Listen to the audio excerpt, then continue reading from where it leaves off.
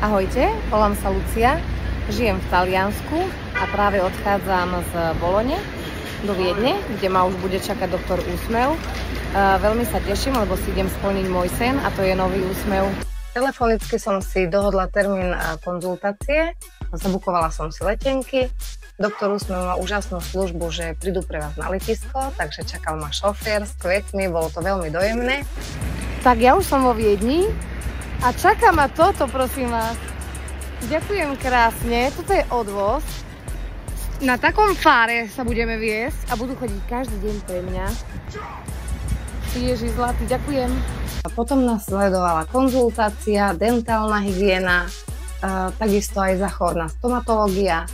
Nasledovalo brúsenie, dočasné fazety, ktoré trvali asi tak 2 týždne a potom už mi dávali finálne, ktoré boli 10 hore, 10 dole a som s výsledkom veľmi spokojná.